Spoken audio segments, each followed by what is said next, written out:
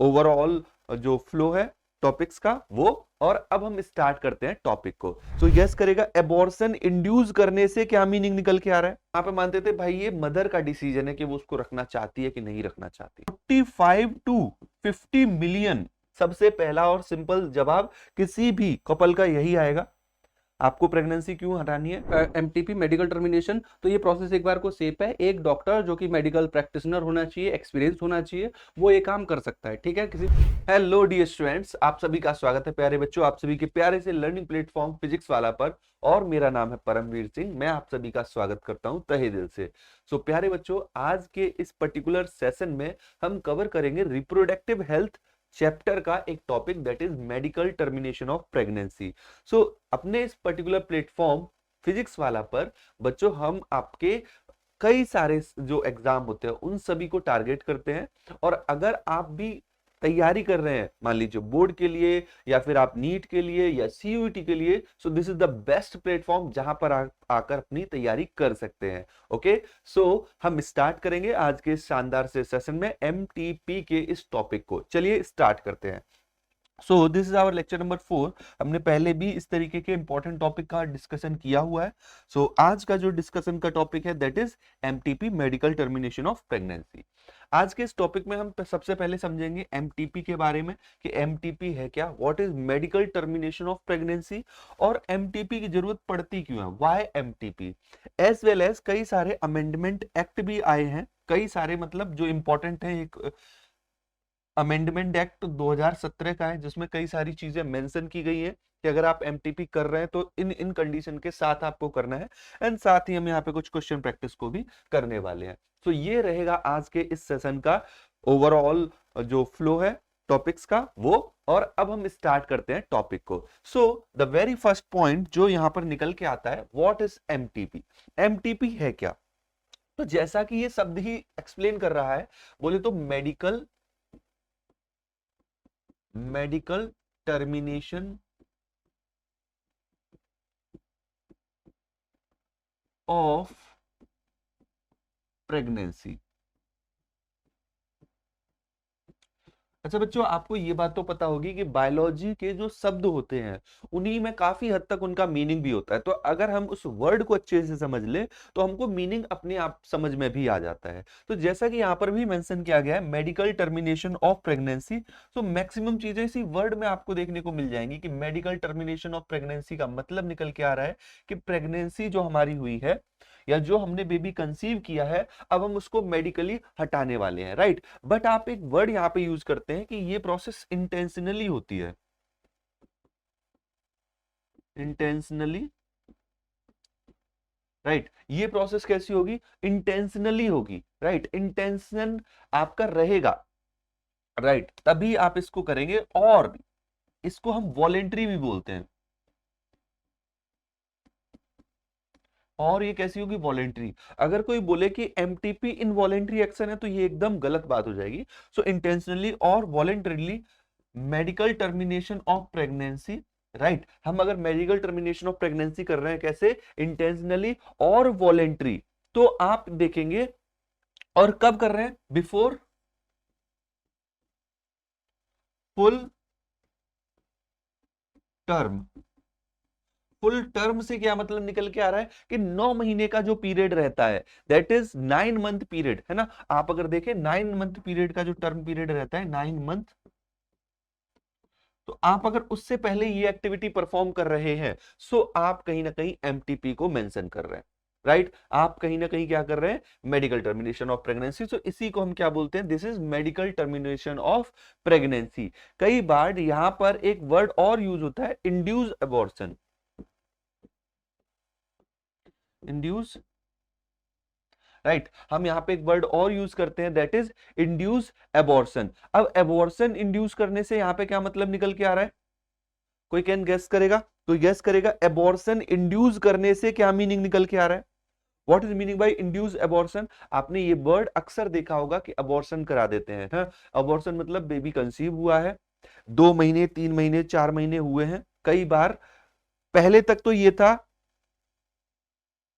पहले तक तो ये था कि भाई अगर मान लीजिए एक टाइम पीरियड ज्यादा भी हो रहा है, फॉर एग्जाम्पल 4 मंथ हो गए, 5 मंथ हो गए, तो वहां पे मानते थे भाई ये मदर का डिसीजन है कि वो उसको रखना चाहती है कि नहीं रखना चाहती।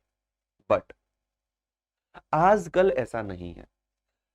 यहां पर कुछ चीजों को ध्यान में रखते हुए और इंपॉर्टेंटली फीमेल जीनोसाइड को देखते हुए, बेटियों की भ्रूण हत्या को देखते हुए इस चीज को लीगलाइज किया गया। इस चीज को कंप्लीटली मदर पे नहीं छोड़ा गया कि भाई ऐसा नहीं है आप 6 मंथ हो गए, 7 मंथ हो गए, आप उसको अबॉर्ट करा दोगे। सो यहां पर कई सारे अमेंडमेंट एक्ट आए हैं, यहां पर कई सारे लॉ बने हैं जो कहीं ना कहीं इन चीजों को रिस्ट्रिक्ट भी करते हैं। समझ रहे हो मेरी बात? सो induce abortion,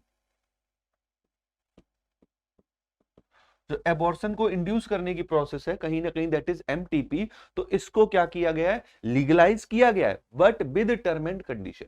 are you getting my point? Yes. So हम क्या बोल रहे हैं? एमटीपी क्या है? मेडिकल टर्मिनेशन ऑफ प्रेगनेंसी क्या है भाई? कि इंटेंशनली और वॉलेंटरी हम जो मेडिकल टर्मिनेशन कराते हैं बिफोर फुल टर्म, पूरे टर्म से पहले, 9 महीने से पहले, so that is MTP. Next हम आगे बात करते हैं। अगर हम इंडिया में एक रिपोर्ट देखें, अगर हम इंडिया में क्या वर्ल्ड में रिपोर्ट देखें, तो वर्ल्ड में अगर रिपोर्ट देखें, वर्ल्ड की अगर मैं रिपोर्ट की बात करूं, तो आप यहां पर नोटिस करते हैं करीब करीब 45 to 50 million, right, yes, 45 to 50 million हर साल एमटीपी परफॉर्म होती है, परफॉर्म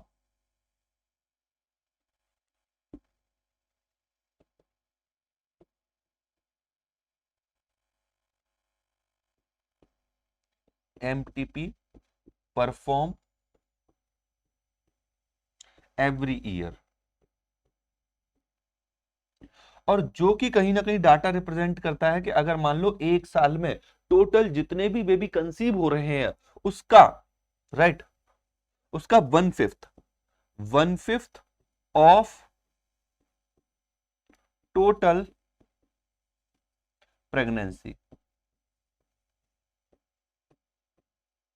आप ऐसे समझ सकते हो कि साल भर में पूरे वर्ल्ड में जितनी भी महिलाएं प्रेग्नेंट होती हैं उनमें से 1/5, हर 5वां बच्चा मेडिकली टर्मिनेट करा दिया जाता है। इसके कई सारे कारण रहते हैं, ठीक है, बट इसकी कुछ लिमिट्स हैं जो मैंने मेंशन किया। इस एमटीपी को लीगलाइज किया गया था क्योंकि ऐसा नहीं है भाई कि गवर्नमेंट को बेबी को कंसीव करना है अपनी बॉडी में, है ना, जो गवर्नमेंट को बहुत दर्द होगा, ऑब्वियस सी बात है, मदर का ये डिसीजन होना चाहिए काफी हद तक। बट तो इसी चीज को लीगलाइज भी किया गया। तो इसको इंडिया में लीगलाइज किया गया था 1971 में इन इंडिया। क्वेश्चन यहां से बन सकता है, इन इंडिया एमटीपी लीगलाइज इन 1971। 1971 का वो टाइम था जब इंडिया में एमटीपी को लीगलाइज किया गया और इसका मॉडिफाइड अमेंडमेंट आया, राइट, और इसके लिए एक्ट भी आया, राइट। यहां पर आप क्या देखते हैं? मॉडिफाइड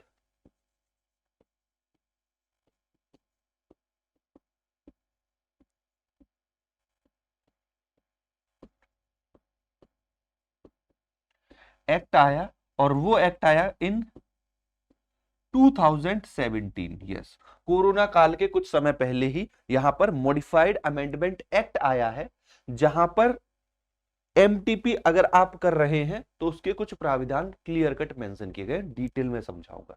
इवन आज यहाँ पे मैं सारी चीजें बोर्ड पे तो पढ़ाऊंगा ही, समझाऊंगा ही, उसी के साथ साथ मैं आपको आपकी एनसीईआरटी से भी कुछ पॉइंटर्स जो आपके वहां पे दिए हुए हैं उनको क्लियर करूंगा। फॉर एग्जाम्पल अगर आप यहाँ पे देखें तो मैंने आपको समझाया एमटीपी के बारे में। अगर एनसीईआरटी को देखें तो यहाँ पे कुछ की पॉइंट दिए हुए हैं, जैसे इंटेंशनल और वॉलेंट्री टर्मिनेशन, राइट, इसी को हम क्या बोलते हैं?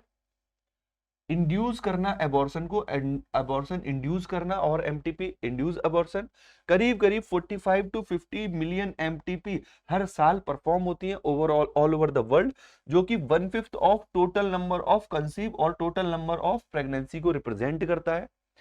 आप यहाँ पे नोटिस करते हैं कि बेबी को एक्सेप्ट करना है या बेबी को रिजेक्ट करना है, तो आप इसके लिए अगर मान लो नहीं आप बेबी को रखना चाहते तो आप लीगल तरीके से एमटीपी कराएंगे, लीगलाइज्ड एमटीपी कराएंगे, जहां पर आपको कुछ नॉर्म्स का फॉलो करना होगा। क्योंकि इस पर गवर्नमेंट का भी बहुत ज्यादा हस्तक्षेप नहीं होता। The reason is being not is being debate upon, मतलब इस पे बहुत ज्यादा डिबेट नहीं होती, not is being debate upon, इस पे बहुत ज्यादा डिबेट नहीं होती क्योंकि कई सारी कंट्री में इसको बहुत अलग अलग चीजों के साथ जोड़ के देखा जाता है। फॉर एग्जाम्पल इमोशन के साथ जोड़कर, एथिकल कंडीशन के साथ जोड़कर, रिलीजियस कंडीशन के साथ जोड़कर, और सोशल इशू भी इसमें कई सारे इन्वॉल्व होते हैं। इसलिए इस टॉपिक पर बहुत ज्यादा चीजें हस्तक्षेप नहीं लेके आती या हस्तक्षेप नहीं रखती। दूसरी तरफ यहां पर एक चीज और देखिए, अब इंडिया में इसको लीगलाइज कब किया गया है, देखो यहां पे मेंशन किया गया है लीगलाइज एमटीपी इन 1971। 1971 में इसको इंडिया में कंप्लीटली लीगलाइज किया था विद सम कंडीशंस, जो कंडीशन मैं अभी बात करूंगा, ठीक है। और यहां पर आप क्या मेंशन करते हैं, इसको लीगलाइज करने का एक जरूरी और काम ये था, और इसका बिल लाने का एक जरूरी काम और था कि यहां पर आप देखेंगे फीमेल फिटिसाइडल बहुत हो रहा था, इसको रोकने के लिए। सो this is all about what is MTP, MTP क्या है और उससे रिलेटेड कुछ इंपॉर्टेंट पॉइंटर्स। अब हम बात करेंगे व्हाई एमटीपी, एमटीपी की जरूरत क्यों पड़ती है, व्हाई, है ना, क्यों एमटीपी करना जरूरी है, राइट। तो इसमें भी कई सारे केसेस निकल के आते हैं। फॉर एग्जांपल पहले मैं आपको एनसीईआरटी से ही कुछ पॉइंटर को यहां पे मेंशन करता हूं एंड देन मैं आपके पॉइंटर पे आऊंगा। सो यहां पर एक सबसे पहला सवाल निकल के आता है, व्हाई एमटीपी, एमटीपी की जरूरत क्यों पड़ती है। So obviously the answer is to get rid of unwanted pregnancy, to get rid of unwanted pregnancy. सबसे पहला और सिंपल जवाब किसी भी कपल का यही आएगा, आपको प्रेगनेंसी क्यों हटानी है, तो बहुत कॉमन सा सवाल आएगा कि बाय एनी चांस ये बेबी कंसीव हुआ, या फेलियर ऑफ कॉन्ट्रासेप्टिव हो गया था जिस वजह से बेबी कंसीव हुआ, या हम नहीं चाहते थे बेबी कंसीव होना, उस कंडीशन में वो कंसीव हो गया, राइट। सो अब आप क्या देख रहे हो कि अब हमको क्या करना है, उसको रिमूव कराना है, उसको टर्मिनेट कराना है, तो हम इसको छुटकारा पाना चाहते हैं, get rid of unwanted pregnancy. So हम एमटीपी कर रहे हैं, पहला रीजन।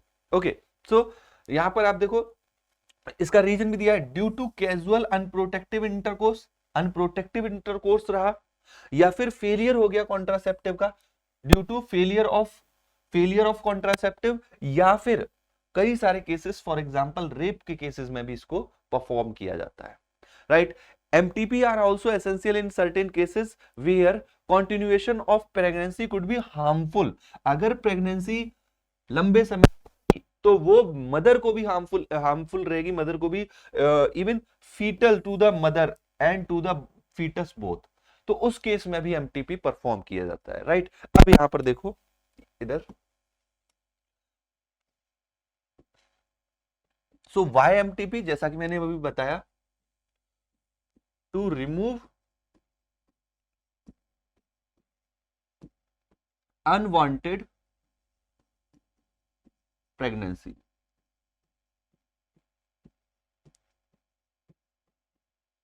अनवांटेड जो प्रेगनेंसी है उससे छुटकारा पाने के लिए, उससे आप कह सकते हो कि नहीं चाहिए हमें वो भी, इस वजह से। और ये कंडीशन कैसे डेवलप हुई, ड्यू टू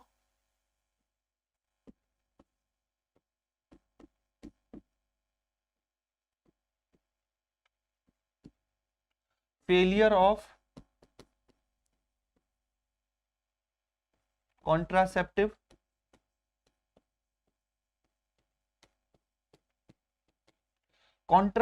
फेलियर हुआ, राइट, यस, और अनप्रोटेक्टेड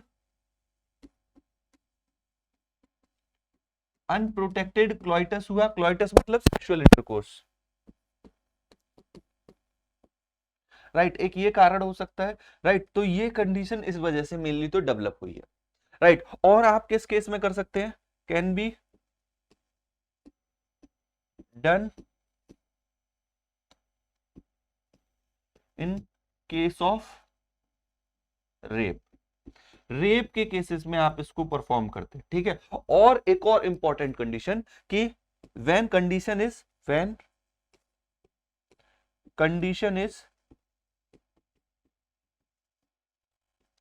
fetal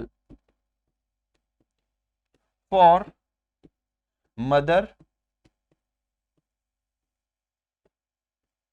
and baby, अगर मान लीजिए वो कंडीशन मदर के लिए और बेबी के लिए दोनों के लिए हार्मफुल है, तब भी हमको ये करना पड़ जाएगा। इवन कई सारे जेनेटिक डिसऑर्डर के केसेस में भी ऐसा होता है। जब genetic disorder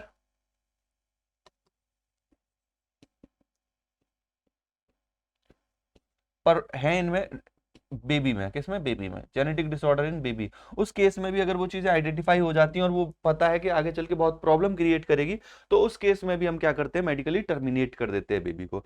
when condition in mother, देखो एक फीटल मदर के लिए फीटल वाली कंडीशन एक ये वाली भी होती है कि जब बेबी की प्रेगनेंसी होती है तो इम्प्लांटेशन होता है एम्ब्रियो, और नॉर्मली एम्ब्रियो कहाँ इम्प्लांट होता है, इस यूट्रस वाले एरिया में, इस वाले एरिया में, यहाँ पर इस यूट्रस की वॉल पे इम्प्लांट होता है। बट इन सर्टेन कंडीशंस अगर ये बेबी इम्प्लांट हो जाए कहाँ पे, यही फैलोपियन ट्यूब में, फैलोपियन ट्यूब में, अगर ये फैलोपियन ट्यूब में ही इम्प्लांट हो गया तो इसको बोलते हैं एक्टोपिक प्रेगनेंसी। क्या बोलते हैं, एक्टोपिक प्रेगनेंसी।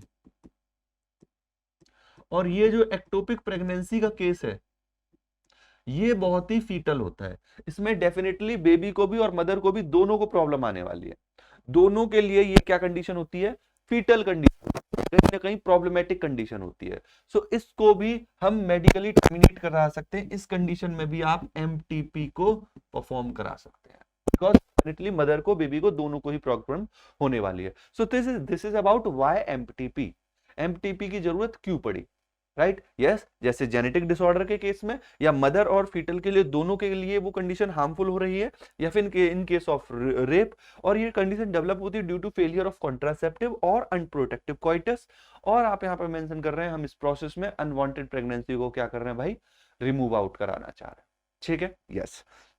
अब यहाँ पे मैं आपके सामने रखूंगा क्या, मेन जो एक्ट है, अमेंडमेंट एक्ट है, उनके बारे में, ठीक है, यस। सो यहाँ पर आप अगर नोटिस करें तो मैं पहले समझा ही देता हूं, चलिए, कि जो अमेंडमेंट एक्ट है वो किस तरीके से चीजों को एक्सप्लेन करते हैं, ठीक है, यस। तो देखो आप यहां पे पहले ये समझो, MTP can be done, MTP can be done, आप एमटीपी कर सकते हैं दो सिनेरियो के साथ, राइट, ड्यूरिंग, आप कब कर सकते हैं, देखो जरा, आप कर सकते हैं जब 3 महीने से पहले का समय रहा हो। कब कर सकते हैं, कि मान लो बेबी को कंसीव किए हुए अभी 3 महीने से पहले का ही समय चल रहा है, मतलब विद इन 3 मंथ, एक कंडीशन है विद इन 3 मंथ और एक है आफ्टर 3 मंथ। तो ये दो कंडीशन बनती है, जरा देखो इनको, क्या होता है कि विद इन 3 मंथ आप कर सकते हैं, मान लो बेबी कंसीव हुआ उसके 3 महीने के अंदर, विद इन 3 मंथ, क्योंकि 3 महीने के अंदर पता चलने लग जाता है, 3 महीने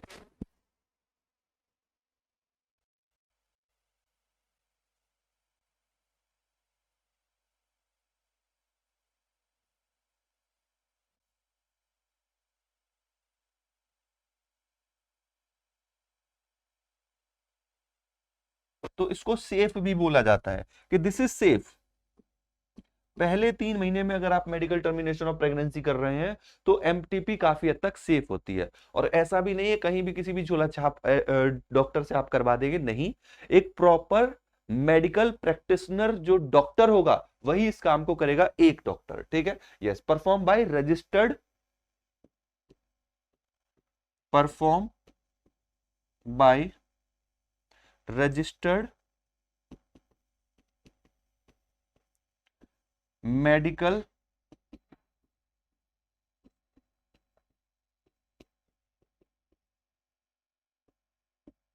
प्रैक्टिशनर, राइट, परफॉर्म कौन करेगा, रजिस्टर्ड मेडिकल प्रैक्टिशनर इसको परफॉर्म करेगा, राइट। अब बात आती है दूसरी वाली कि आफ्टर 3 मंथ, 3 महीने के बाद अगर हो रही है, मतलब सेकेंड ट्राइमेस्टर चल रहा है, अगर जब सेकेंड ट्राइमेस्टर चल रहा है तो ये बहुत ज्यादा सेफ नहीं है, पहली बात, नॉट वेरी सेफ, यहां पर बराबर खतरा है, और जितना आगे बढ़ते जाओगे उतना ही ज्यादा खतरा है मदर को भी और बेबी को तो आप टर्मिनेट कर ही रहे, तो बेबी को तो खतरा है ही है, राइट, यस। और इस केस में आप देखेंगे जैसे यहां पर एक सिंगल प्रैक्टिशनर कर रहा था, यहां पे ऐसा नहीं है, कैन बी डन बाय, आप देखेंगे एटलीस्ट 2 रजिस्टर्ड मेडिकल प्रैक्टिशनर, और उन दोनों के कॉमन ओपिनियन होने चाहिए। Can be done by 2 medical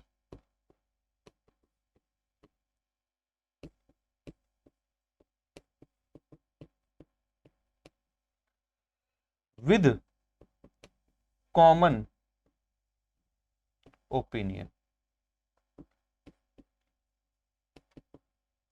right, उन दोनों के ओपिनियन भी कॉमन होने चाहिए। कॉमन ओपिनियन मतलब दोनों एक ही चीज पर एग्री कर रहे हैं कि हाँ हम इस केस को कर सकते हैं, आगे बढ़ा सकते हैं। आया समझ में? यस। अगर एक का भी मत सेम नहीं है तो आप वहां पे कहीं ना कहीं प्रॉब्लम फेस कर सकते हैं। तो अब आप यहाँ पे देख रहे हैं, हमने 2 केस की बात की एमटीपी के रेस्पेक्ट में, राइट, कि किस केस में आप एमटीपी कर सकते हैं, उनकी क्या क्या कंडीशन बन सकती हैं।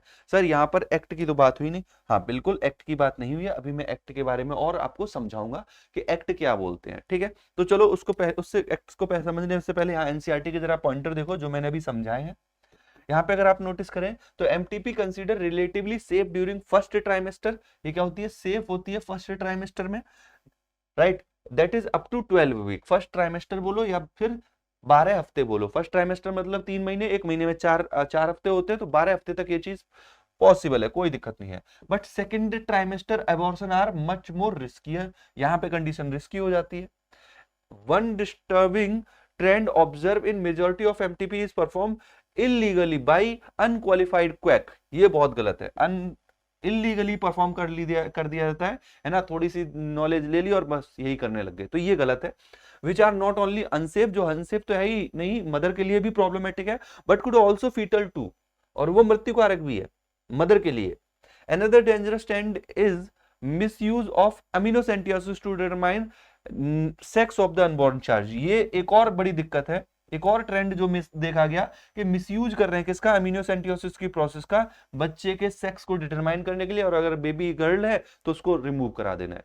Frequently in fetus is found to be female and followed by MTP. This is totally against the what is legal. Legal condition के जो न्याय है, न्याय के जस्ट विरुद्ध है ये सारी चीजें। नेक्स्ट देखो, such practice should be avoided because these are dangerous both for young mother and fetus. Effective counseling on the need to avoid unprotected coitus and risk factor involved in the legal abortion as well as providing more health care facilities could revise the mentioned unhealthy trend। अगर आप और ज्यादा यहाँ पर healthy जो conditions है, health care facilities है, वो अगर आप इंप्रूव कर देंगे तो कहीं ना कहीं ये जो प्रॉब्लम्स क्रिएट हो रही हैं, कहीं ना कहीं ये क्या हो सकती है? रिमूव अप हो सकती है। अब आगे बढ़ते हैं और नेक्स्ट पार्ट पे, जो हमारा मेन पार्ट है, कहीं ना कहीं जो मैंने डिस्कस किया था कि अमेंडमेंट बिल और अमेंडमेंट एक्ट के बारे में यहाँ पर मेंशन है। आप नोटिस करेंगे एनसीईआरटी में साइड में इस तरीके से इंफॉर्मेशन दी हुई है। चलिए देख लेते हैं जरा इसको भी कि यहाँ पर क्या बोला जा रहा है। यहाँ पर आपको बोला जा रहा है कि एक अमेंडमेंट एक्ट है, ये एक्ट दिया गया है 2017 में। ये एक्ट है अपना 2017 का अमेंडमेंट एक्ट है 2017 में, जहां पर मेंशन किया गया है कि अगर आप जो अबॉर्शन करा रहे हैं या फिर terminal medical termination of pregnancy MTP कर रहे हैं, तो आप नोटिस करेंगे कि अगर आप उसको 12 वीक में कर रहे हैं, राइट, अगर वो एमटीपी 12 वीक के अंदर की जा रही है तो अलग कंडीशन होगी, और अगर वो 24 वीक मतलब 6 महीने के अराउंड में की जा रही है तो वहां पर कंडीशन अलग होगी। और इसके प्रॉपरली क्या है? नियम है, जैसा कि यहाँ पे मेंशन भी किया गया है कि amendment act 2017 was enacted by the government of India. Government of India ने इसको स्टार्ट किया था with the intention reducing the incidence of legal abortion and consequent maternal mortality and morbidity, right. यहां पर आप क्या देखेंगे, इस एक्ट में ये बोला गया कि according to this act a pregnancy may be terminated on considered ground. ऐसा नहीं है आपको बेबी नहीं चाहिए आपने हटवा दिया, ऐसा नहीं होगा। आप कुछ स्पेसिफिक लीगल ग्राउंड बताएंगे कि इन आधार पर हम ये बेबी टर्मिनली एमटीपी कराना चाह रहे हैं, राइट। जहां पर आपसे बोला गया है कि अगर आपको कंसीडरेबल ग्राउंड दिया गया है कि आपको मतलब आपको 3 महीने के अंदर अगर आप करा रहे, तो एक बात तो 3 महीने के अंदर कराने पे ये सेफ भी प्रोसेस है। ये कैसी प्रोसेस है? सेफ है। सेफ होने के साथ साथ आपसे यहाँ पे बोला गया कि जब अगर आप इसको करा रहे हैं तो आपको इस प्रोसेस में एटलीस्ट 1 मेडिकल प्रैक्टिशनर की मेडिकल प्रैक्टिशनर की जरूरत पड़ेगी। 1 मेडिकल प्रैक्टिशनर की जरूरत होगी। और अगर आप 24 वीक के अराउंड करा रहे हैं तो पहली बात तो वेरी रिस्की प्रोसेस है, ये एक ऐसी प्रोसेस है, रिस्की प्रोसेस है। और यहाँ पर 2 प्रोफेशनल की जरूरत पड़ेगी, 2 डॉक्टर्स की जरूरत पड़ेगी, 2 डॉक्टर, और उनकी भी कॉमन राय होनी चाहिए, उनका भी कॉमन क्या होना चाहिए, इंटेंशन होना चाहिए, वो खुद बोले कि हाँ ये कर सकते हैं, तभी आप इस प्रोसेस को अप्लाई कर पाएंगे। ठीक है, सो यहाँ पे मेंशन किया गया है कि देखो, pregnancy on the opinion of 1 registered medical practitioner if the pregnancy has lasted for more than 12 week. 12 week के राउंड है, बट अगर आप नोटिस करेंगे फ्यूअर देन 24 वीक और 2 registered medical practitioner must be of opinion from the good faith and the required ground exist. देखो यहाँ पे simple सी condition ये समझ लो, अगर 12 हफ्ते का अंदर करा रहे हो अगर आप एमटीपी मेडिकल टर्मिनेशन, तो ये प्रोसेस एक बार को सेफ है। एक डॉक्टर जो कि मेडिकल प्रैक्टिशनर होना चाहिए, एक्सपीरियंस होना चाहिए, वो ये काम कर सकता है। ठीक है, किसी भी झोला छाप के पास नहीं जा सकते, प्रॉब्लम बहुत क्रिटिकल हो सकती है मदर और बेबी के लिए। बेबी तो आप टर्मिनेट करा रहे हो, मदर के लिए प्रॉब्लम हो सकती है।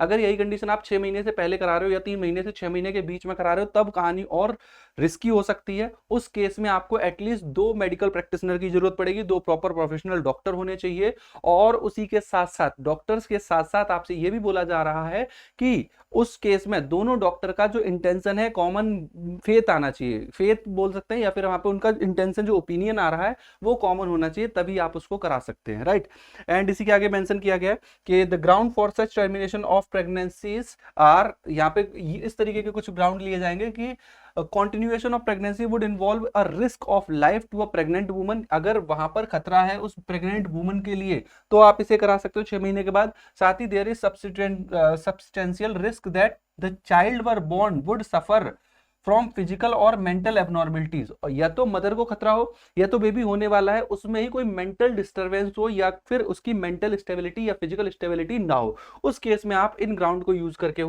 हुए आप यहाँ पे एमटीपी कराएंगे। राइट, तो ये आपको प्रॉपरली अमेंडमेंट एक्ट में दिया गया है, जिसके अकॉर्डिंग आपको चीजें फॉलो करनी है। यहाँ पर कुछ चलिए क्वेश्चन भी सॉल्व अप कर लेते हैं। जैसे पहला क्वेश्चन है, medical termination of pregnancy is sterilization process in female या फिर वॉलेंट्री अबॉर्शन। अगर आपने देखा होगा तो हमने एनसीईआरटी में प्रॉपर ऐसी लाइन पढ़ी है, इनवॉलेंट्री, ये क्या है, अबॉर्शन है। राइट, ये क्या है, sorry not involuntary abortion, this is induced abortion, this is induced abortion. Induced abortion word होगा, इनवॉलेंट्री पहली बात तो इनवॉलेंट्री एक्शन नहीं है, ये एक वॉलेंट्री एक्शन होती है।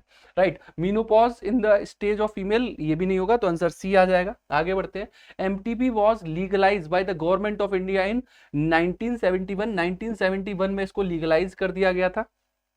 राइट, एमटीपी को लीगलाइज किया गया एज इट इज। यहां पर आप नोटिस कर पाएंगे कि ये प्रॉपरली लाइन दी हुई है कि एमटीपी को कब लीगलाइज किया गया है, 1971 में। एनसीईआरटी में ही आपको मोस्ट ऑफ द थिंग मिल जाएंगी। ठीक है, नेक्स्ट बढ़ते हैं, MTP is consider as safe upon, safe कब तक हम कंसीडर करेंगे, 12 महीने तक, 12 वीक तक। आगे बढ़ते हैं, a female can not undergo MTP as she was not having opinion documents for 2 registered medical practitioner. The duration of prior pregnancy might be, इसका मतलब है वो करीब करीब कहाँ पहुंच चुकी है, वो पहुंच चुकी है 21 वीक के अराउंड। राइट, मतलब अगर आप देखो 12 हफ्ते का मतलब है 3 महीने, 3 मंथ तक की बात चल रही है, तो 3 मंथ में तो आप एक बार को क्या कर सकते हो, सिंगल मेडिकल प्रैक्टिशनर्स के साथ आप जा सकते हो। She was not having opinion document from 2 registered medical practitioner. अगर 2 से वो मेडिकल प्रैक्टिशनर नहीं अपना ओपिनियन दे रहे हैं, तब आप क्या करेंगे, ऑब्वियस सी बात है वो कहीं ना कहीं 21 वीक का मतलब आप वो 6 महीने के अराउंड पे हो, 6 मंथ के अराउंड पे हो, तो उस केस में आपको 2 मेडिकल प्रैक्टिशनर की जरूरत पड़ती है।